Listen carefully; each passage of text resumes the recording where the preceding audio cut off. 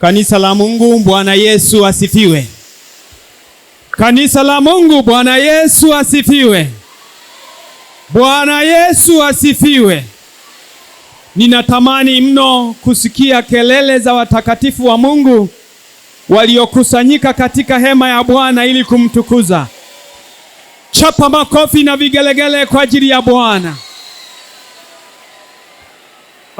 Katika maisha ya mwanadamu huwa ninalo tumaini kabisa ya kwamba liko kusudi la Mungu kwa kila mwanadamu aliyetengenezwa katika dunia hii. Huwa liko kusudi la Mungu.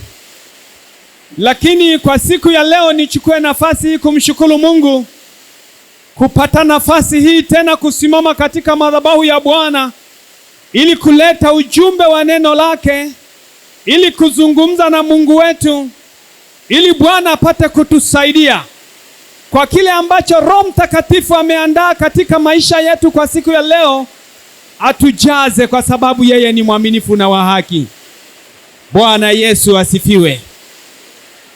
Nichukue nafasi hii kuwaletea somo letu la leo, ambalo somo letu, nilipopata taarifa hizi nikajaribu kuangalia kwamba yapo mambo ambayo mwanadamu humzuia tusione furaha katika wokovu wetu.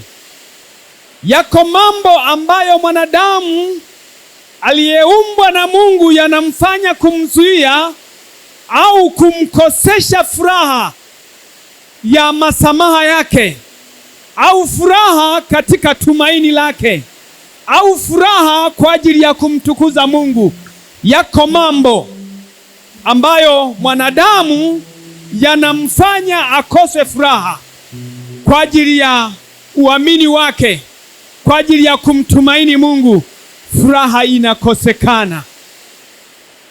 Nikajaribu kuangalia na kuona kana kwamba haya mambo ambayo mwanadamu yanamkosesha furaha ni kukataa kwamba hakutenda dhambi. Unapokuwa unakataa kwamba hujatenda dhambi, furaha ya amani yako inakosekana. Bwana Yesu asifiwe. Tutaenda pamoja. Yawezekana unaweza ukanielewa kwa wepesi sana, maana kuna vitu ambavyo mwanadamu amewekewa vitu ambavyo anaweza akakataa jambo ambalo amelifanya ili kutengeneza mazingira ya kuficha vitu.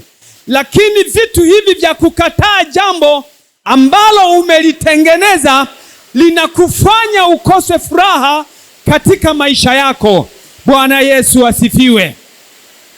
Unapokuwa unakataa hukutenda dhambi, unakosa furaha. Yako mambo mawili ambayo nimeyabaini mahali hapa. Jambo la kwanza linatoka katika kitabu cha Yohana sura ya 1 na mstari wa 8. Fungua maandiko matakatifu katika kitabu kitakatifu cha Yohana sura ya 1 na mstari wa 8. Nitasoma kwa msaada wa Bwana. Neno la Mungu linasema, tukisema kwamba hatuna dhambi twajidanganya wenyewe, wala kweli haimo mwetu. Tukisema kwamba wanadamu hatuna dhambi, tunajidanganya wenyewe, mala kweli haimo ndani yetu. Kwa hiyo hii hali ya kuweka mambo wazi huwa inatufanya tupate furaha. Bwana Yesu asifiwe. Tunapokuwa hatuwezi kuisema kweli, tunapokuwa hatuwezi kusema kweli, au tunakataa kuisema kweli ambayo tumefanya, ndipo sasa furaha za amani yetu zinakosekana katika maisha yetu. Bwana Yesu asifiwe. Bwana Yesu asifiwe. Tukisema kwamba hatuna dhambi twajidanganya wenyewe, wala kweli haimo ndani mwetu. Ukweli utakosekana, kwa sababu yawezekana mwanadamu unaweza ukatengeneza mazingira ya kwako mwenyewe kwa ajili ya kuficha dhambi. Unapokuwa umeficha dhambi kwa mazingira yako wewe mwenyewe, kwa majira yako, kwa nyakati zako, kwa mienendo yako, kwa taratibu zako, hakika ujue ya kwamba furaha ya masamaha haitakuwa ndani yako. Bwana Yesu asifiwe. Bwana Yesu asifiwe, kanisa la Mungu. Tunapokuwa wawazi mbele za Mungu, tunapotengeneza mazingira ya kumtukuza Mungu, ya kumheshimu Mungu, tunatakiwa tuwe wazi. Tukiziungama dhambi zetu, yeye ni mwaminifu na wa haki, hata anaweza akatuondolea dhambi zetu na kutusafisha na udhalimu wote.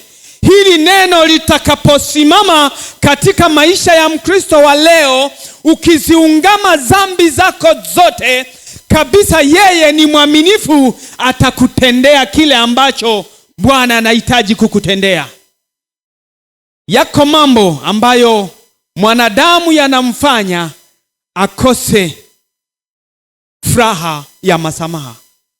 Mungu alikuja kwetu ili atuokoe, na yuko wazi kwa ajili ya kazi hiyo ya kututoa mahali tulipo. Hata kama ukianguka katika dhambi, hata kama umetenda dhambi, ukiwa mtu wa kusamehe, ukiwa mtu wa kujiachilia kwa yeye, yeye ni mwaminifu, anajiweka mbele yako, anasema yeye ni mwaminifu na wa haki, atakusamehe dhambi zako zote. Lakini katika dunia hii tunayo mambo ambayo huwa yanatufanya kutukosesha masamaha na imani zetu. Tunapokuwa tunatenda dhambi, tunatengeneza mazingira ya kujificha. Tunatengeneza mazingira ya kuzifuta dhambi zetu sisi wenyewe. Tunatengeneza mazingira ya kujificha ili jirani asituone, ili tusitufanye kwa siri, lakini Bwana anasema jicho lake liko kila mahali na anatutazama. Kwa hiyo mwanadamu, wewe uliyeketi mahali hapa kwa ajili ya kutafuta uso wa Bwana, unatakiwa uungame dhambi zako, maana yeye ni mwaminifu na wa haki, atakusamehe. Bwana Yesu asifiwe. Bwana Yesu asifiwe. Yeye ni mwaminifu na wa haki, atasamehe dhambi zetu. Hebu twende wazo la pili ambalo linapatikana katika Warumi 3 na mstari wa 23. Warumi. Kwa sababu wote wamefanya dhambi na kupungukiwa na utukufu wa Mungu, wanahesabiwa haki bure kwa neema yake kwa ajili ya ukombozi ulio katika Kristo Yesu. Bwana Yesu asifiwe. Bwana Yesu asifiwe. Kwa sababu watu wote tumefanya dhambi na kupungukiwa na utukufu wa Mungu, tutahesabiwa kuwa haki mbele za Bwana.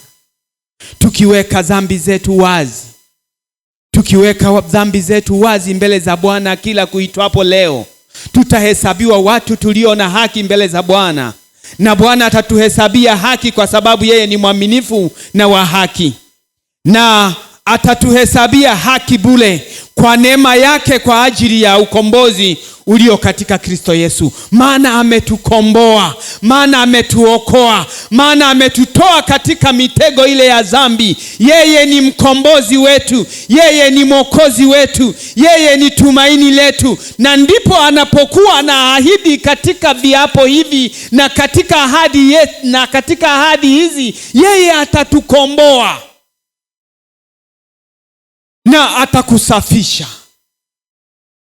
na atakuweka sehemu salama ambayo ina haki ndani yake.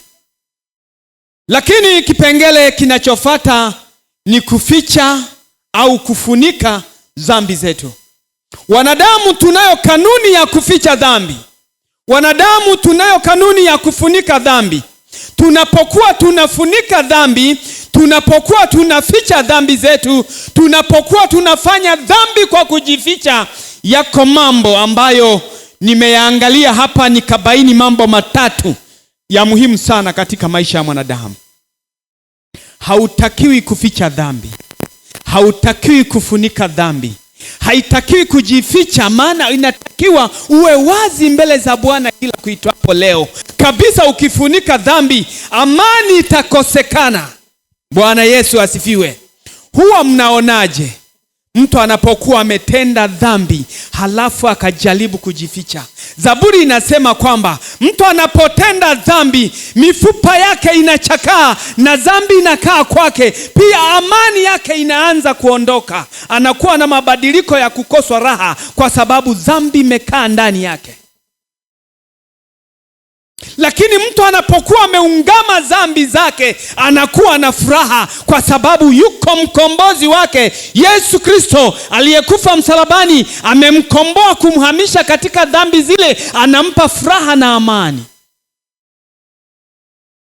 Bwana Yesu asifiwe kanisa. Bwana Yesu asifiwe. Yako mambo ambayo mtu unapofanya kuficha dhambi, au mtu unapofanya kuifunika dhambi uliyoifanya, yako mambo matatu. Jambo la kwanza linapatikana katika Misali 28 mstari wa 13. Unasema kwamba afichaye dhambi zake hatafanyikiwa, bali yeye aziungamaye na kuziacha atapata rehema. Bwana Yesu asifiwe. Afichaye dhambi zake, kuna mambo mawili mahali pale. Hata mafanikio katika maisha yako hautayaona. Yako mafanikio mtu utakapoweka mambo yako wazi, yako mafanikio hata katika maendeleo ya familia yako. Bwana Yesu asifiwe. Wewe unapokuwa unafanya dhambi kwa kujificha, yawezekana ni usiku, yawezekana ni mchana, yawezekana ni majira ambayo wewe unahitaji kuyafanya ili dhambi yako kuificha, Bwana anasema hautafanikiwa. Hautafanikiwa. Kwa hiyo neno hili linaposimama ya kwamba hautafanikiwa, ni sehemu yoyote ile. Yawezekana unafanya biashara, biashara zako zitagoma kwa sababu ya dhambi. Yawezekana unacho kitu ambacho unatarajia kukifanya kitakataa kwa sababu Bwana amesema hautafanikiwa. Yawezekana unao ujenzi kabisa, umeandaa kila kitu, kwa sababu ya dhambi unazozifanya hautafanikiwa katika ujenzi wako, maana Bwana anasema yawezekana kuna vitu vingi ambavyo umeplani kuvifanya. Kwa hiyo kila unapohitaji kuvifanya, kwa sababu ya dhambi ambayo umeificha, hautafanikiwa. Huyo ni Bwana anasema. Kwa hiyo katika kuweka wazi vitu vya kimungu ukajiachia kwa Bwana, yako mafanikio. Lakini usipoweka wazi mambo yako mbele za Bwana, mafanikio hayapo. Matokeo yake utakimbia katika hema ya Bwana, ya kwamba hata kile ambacho nilikitarajia kukiona siwezi sasa kukiona, kwa sababu njia zako zinaenda isivyo. Maana kuna mtu mwingine anakuja katika hema, anatarajia kupata muujiza, anatarajia kupata mafanikio, anatarajia kupata hata mtoto. Yawezekana amezunguka kwa wanajimu wa kila aina, ila hajapata mtoto. Yumo katika hema, liko kusudi lake ambalo analitarajia. Lakini unapokuwa umebeba dhambi ambayo umeificha, ambayo umeikumbatia, ambayo umekataa kuiweka kwa Bwana, mafanikio hayo huwezi kuyaona. Nikwambie hivi, kila jambo huwa lina taratibu zake, na wakati mwingine unaweza ukakuta kwamba taratibu za kumwabudu Mungu zikakushinda kwa sababu ya mienendo ya dhambi. Utakimbia, utaondoka katika hema ya Bwana kwa sababu ya njia zako hazijakaa vizuri. Biblia inasema ya kwamba hautafanikiwa. Jambo la pili, hakuna haja ya kufunika dhambi au kuificha dhambi. Bwana Yesu asifiwe kanisa. Bwana Yesu asifiwe kanisa. Hakuna haja ya kuficha dhambi, hakuna haja ya kufunika dhambi, hakuna haja ya kuficha dhambi zako. Hakuna haja ya kuficha dhambi zangu. Bwana ananiona, Bwana ananitazama na kila mahali anakuona. Hata kama ukifanya hivyo, nimesema ya kwamba hapata kuwa na mafanikio katika maisha yako. Kwa hiyo yawezekana unaweza ukazuia mafanikio yako kwa sababu ya kufanya dhambi na ukaificha. Umetenda dhambi, njoo mbele za Bwana, mwambie Bwana, sema na Bwana akusamehe dhambi zako, ili apate kukufungulia malango ya baraka, ili apate kukufungulia njia zako zionekane mbele zake, ili apate kukufungulia vitu vyako ambavyo dhambi zako zimefanya kufunga milango ya baraka. Bwana Yesu asifiwe.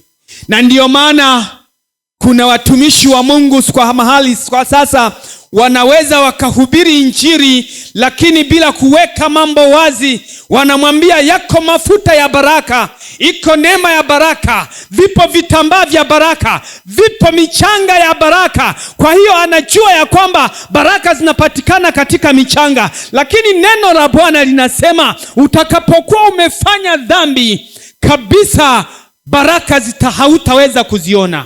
Lakini liko kusudi la Mungu katika maisha yako, na ndio maana umeketi mahali hapa. Ninakusii kwa Roho Mtakatifu, acha dhambi. Ukishaacha dhambi, kuna vitu Bwana ataachilia kwako, si kwa kutafuta mafuta, si kwa kutafuta vitu vingine, si kwa kutafuta waganga na wanajimu, si kwa kwenda popote kwenda kutambikia. Yuko mkombozi, Bwana Yesu, aliyekufa msalabani kwa ajili yetu, ambaye ndiye ondoleo la dhambi zetu, ambaye ndiye mwenye msamaha yote, ambaye ndiye anafuta dhambi zote katika mioyo yetu.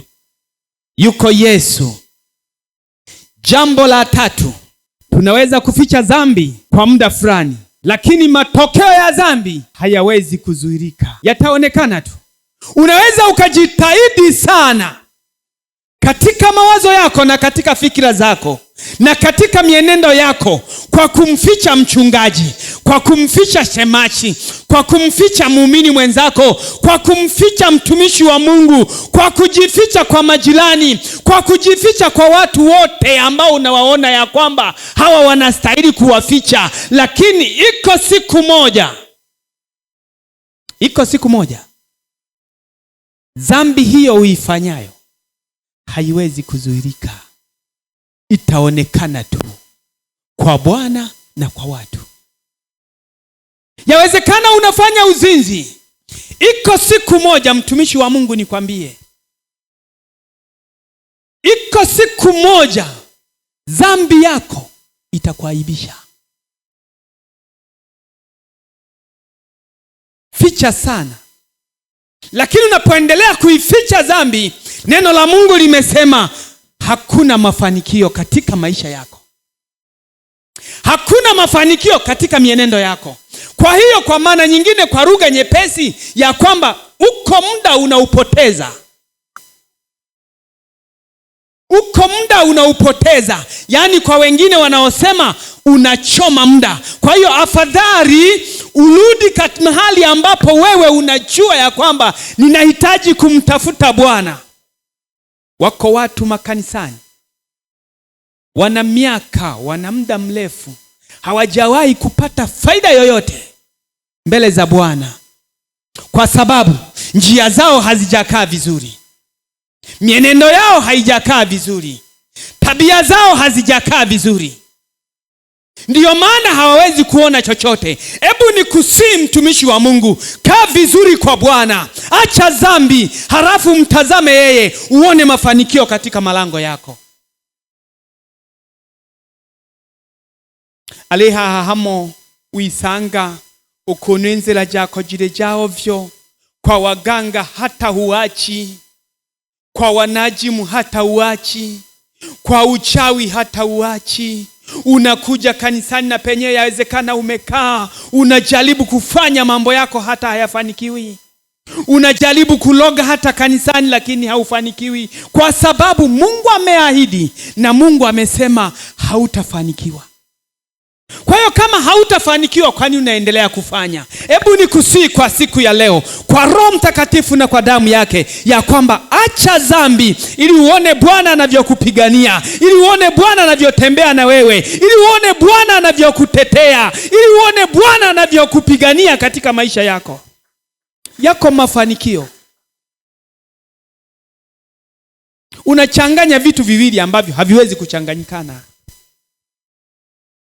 Ndio maana hata mienendo yako, hata muujiza wako wa uponyaji, hata afya ya mwili wako imezofika kwa sababu ya dhambi. Jambo la mwisho, kitabu cha Wagalatia 6 mstari wa 7, nitasoma mpaka wa 8. Neno la Mungu linasema, msidanganyike, Mungu hazihakiwi, kwa kuwa chochote apandacho mtu ndicho atakachovuna. Usidanganyike mpendwa. Yawezekana kuna washauri ambao wanakushauri. Yawezekana kuna watu wanaokudanganya. Lakini neno la Mungu linasema msidanganyike. Mungu hazihakiwi kwa tabia unazozifanya, kwa mienendo unayoifanya, kwa mienendo ambayo unaitengeneza. Mungu hazihakiwi, anakuona. Kwa kuwa chochote apandacho mtu ndicho atakachovuna. Ukipanda kwa dhambi hizo, ndiyo utavuna uharibifu. Kuna majira ya kilimo, watu wamelima mihogo mahali pale. Mihogo ile watakapoanza kung'oa, kutakuwa na watoto ndani yake wanaofanana na kile chakula. Lakini kuna watu wanalima mitama, kwa hiyo wanategemea kupata kile ambacho wamekipanda.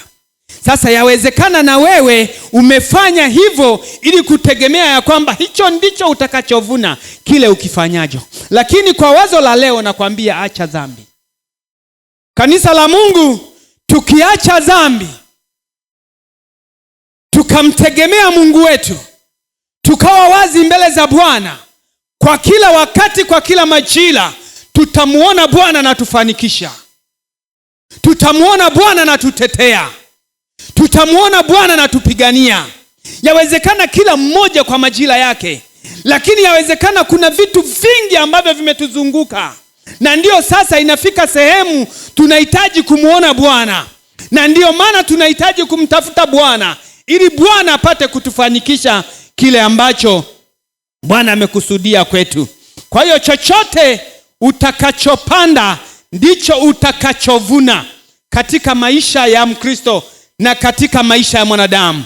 Maana yeye apandaye kwa mwili wake, katika mwili wake atavuna uharibifu, bali yeye apandaye kwa Roho, katika Roho atavuna uzima wa milele. Bwana Yesu asifiwe. Hebu nikusii mtumishi wa Mungu, panda katika Roho ili upate kuvuna uzima wa milele. Panda katika Roho ili upate kuvuna uzima wa milele katika maisha yako. Haipo sababu mpendwa ya kupoteza muda. Tuwapo hapa duniani ni kumtafuta Bwana kwa juhudi zote, ni kuacha dhambi. Neno la leo ambalo limetufundisha ni hilo, ya kwamba mambo ambayo yanatuzuia tusipate furaha katika maisha yetu ni kwa ajili ya kuacha dhambi. Tukiziacha dhambi, yeye ni mwaminifu na wa haki, atatutendea. Yawezekana umetanga mbali mawazo yako. Vipo vitu vingi katika maisha yako vinavyokukwamisha. Lakini hebu kumbuka, katika kitabu cha Ufunuo anasema, kumbuka ni wapi ulikoanguka, ili urejee, uangalie, utubu. Ukikumbuka, naamini ya kwamba uko muda wa Bwana kumtafuta. Uko muda wa kusema na Mungu. Yako majira ya Bwana.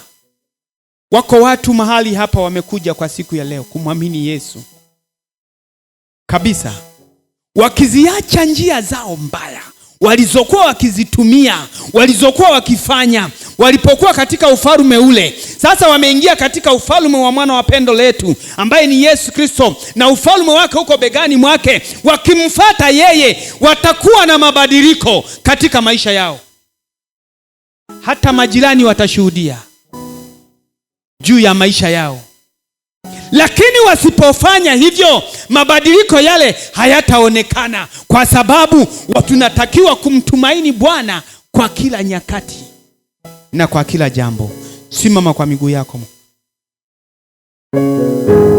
Liko neno moja tu: acha dhambi. Dhambi itakukosesha furaha ya wokovu wako.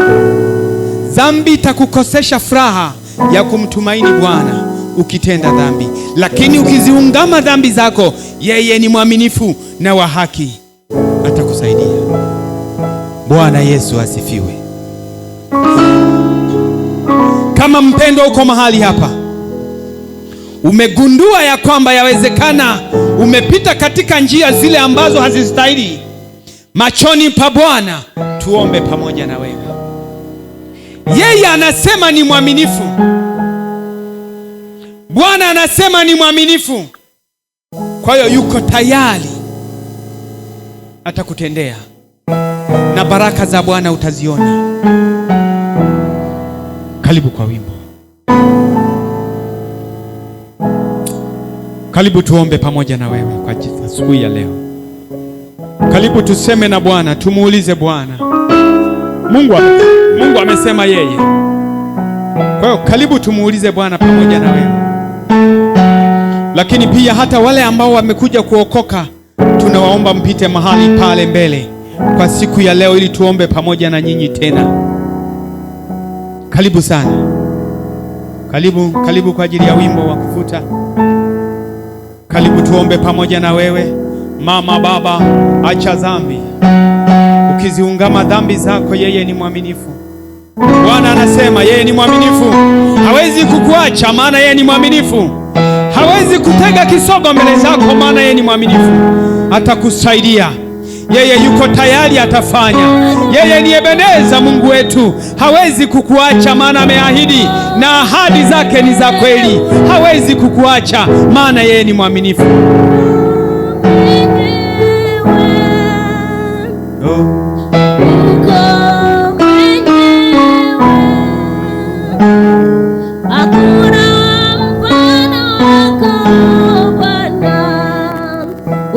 Karibu tuombe pamoja na wewe. Ni muda mzuri wa kumsogelea Bwana. Ni muda mzuri wa kumtafuta Mungu. Hapa duniani tunapita tu, kila vitu vinapita, lakini tukimtafuta yeye mwaminifu na wa haki, Yesu atatenda.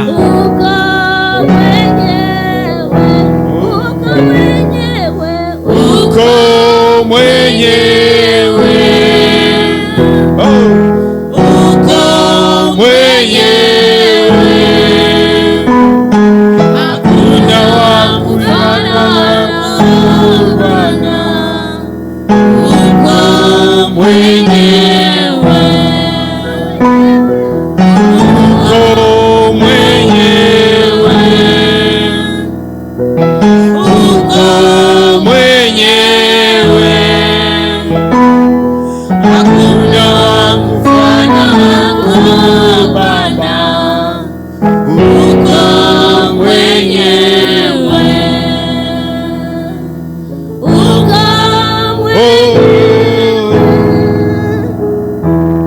uko mwenyewe, hakuna wa mfano wako Bwana.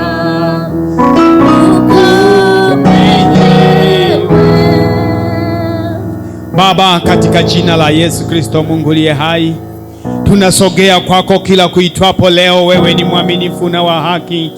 Unasema tukiziungama dhambi zetu Yesu utatutendea, maana wewe ni mwaminifu. Wako watumishi wako katika madhabahu yako kwa asubuhi ya leo, wanasogea kwako, wamegundua ya kwamba wewe Mungu uko tayari kuwakomboa, wewe Mungu uko tayari kuwainua, wewe Mungu uko tayari kuwatazamisha baraka zako kama jinsi Mungu ulivyoziahidi. Ninakuja kwako Bwana. Iko mikataba ya kishetani iliyokuwa ikitengenezwa katika ulimwengu wa roho, tunaivunja kwa mamlaka ya jina la Yesu Kristo. Tunaharibu kwa damu ya Yesu kila ufalme na mamlaka, tunaangusha kwa damu ya Yesu Kristo. Baba, roho yako iwazi mbele zetu. Baba, simama pamoja na watumishi wako. Tunashusha ufalme wako sasa katika malango haya na katika maeneo haya na katika nafsi hizi. Shetani, chomoka kwa muru kwa jina la Yesu Kristo. Hauna mamlaka. Chatuka kwa damu ya Yesu. Chatuka kwa damu ya Yesu. Jikusanye, ondoke. Tetemeka, ondoke. Tetemeka, ondoke kwa jina la Yesu Kristo. Toka kwa damu ya Yesu. Katika jina la Yesu Kristo. Tunakulipua kwa moto. Tunakulipua kwa moto. Pigwa kwa damu ya Yesu. Kwa damu ya Yesu. Kwa damu ya Yesu. Kwa damu ya Yesu. Kwa damu ya Yesu. Kwa damu ya Yesu. Toka chia kwa jina la Yesu. Katika jina la Yesu Kristo. Changanyikiwa, uondoke. Toka kwa damu.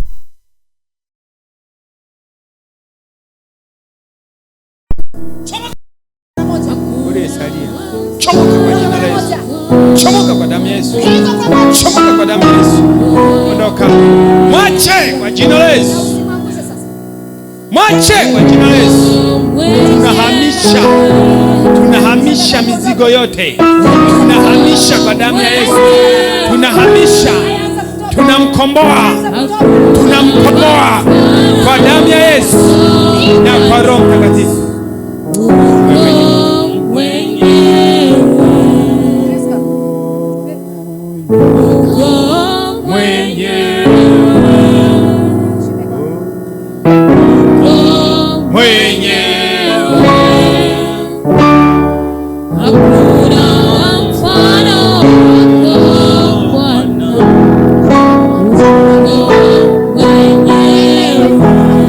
Fanya haraka. Hakuna muda wa kutulia mahali hapa. Tunang'oa kila pando ambalo shetani amepanda ndani yake kwa jina la Yesu Kristo. Toka njia. Toka. Toka. Toka kwa damu ya Yesu. Damu ya Yesu. Damu ya Yesu. Funike. Tunamfunika damu ya Yesu. Damu ya Yesu. Damu ya Yesu. Tunafunika damu ya Yesu. Damu ya Yesu kwa jina la Yesu.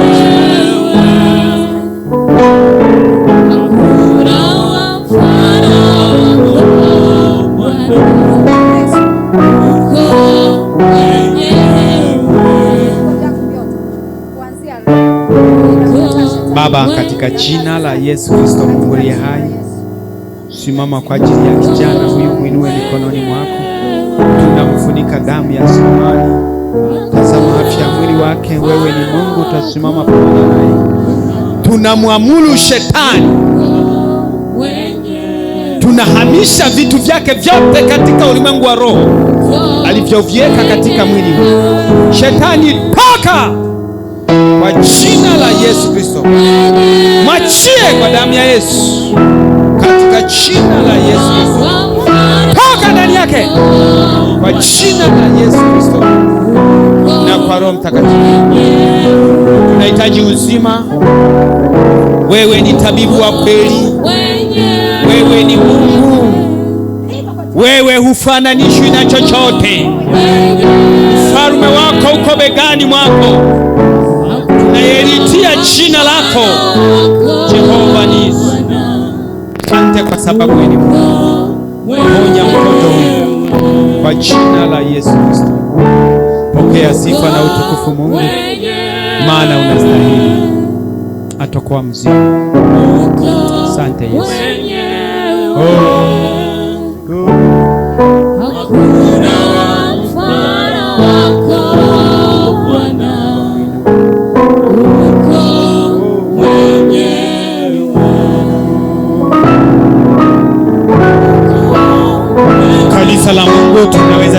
kuketi, naweza tukukaa. Na Mungu awabariki sana. Mungu awabariki sana.